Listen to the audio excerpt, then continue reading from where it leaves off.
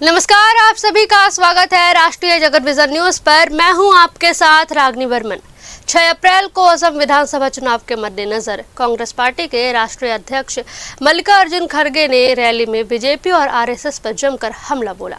Rally के दौरान मल्लिकार्जुन खड़गे ने कहा कि बीजेपी और आरएसएस जहरीला सांप है और इनसे सावधान रहने की जरूरत है क्योंकि यह कभी भी डस सकते हैं। उनके इस बयान को लेकर राजनीतिक हलकों में विवाद पैदा हो गया है। सूत्र के अनुसार बीजेपी और आरएसएस ने अलग अलग थानों में जाकर राष्ट्रीय अध्यक्ष मल्लिकार्जुन खड़गे के खिलाफ शिकायत दर्ज कराई है। इसी बीच असम और अन्य 3 राज्यों में हो रहे विधानसभा चुनाव को लेकर बीजेपी के राष्ट्रीय प्रवक्ता शाहनवाज हुसैन से हमारे संवाददाता अभिषेक आनंद ने खास बातचीत की। सुनिए उन्होंने क्या कुछ कहा।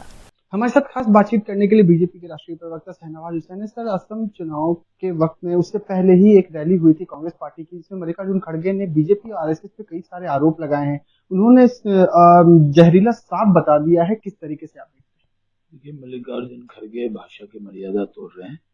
उम्र दराज होने का मतलब ये नहीं है कि आप बेलगाम हो जाए, कुछ भी बोल दें।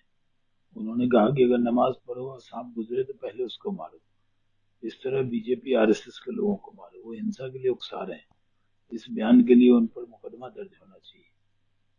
लेकिन बीजेपी की तरफ से भी मुकदमा दर्ज कराए गए हैं, आरएसएस की तरफ से, लेकिन कांग्रेस पार्टी की तरफ से भी प्रदर्शन किए जा रहे हैं। वो लोग कह रहे हैं कि असम में जो चल रहा है, हेमंत बिस्व शर्मा जिस तरीके से उन्होंने जो बयान दिया है पवन खेड़ा को लेकर के, इसको लेकर के प्रोटेस्ट कर रहे हैं। कैसे देखते हैं आप?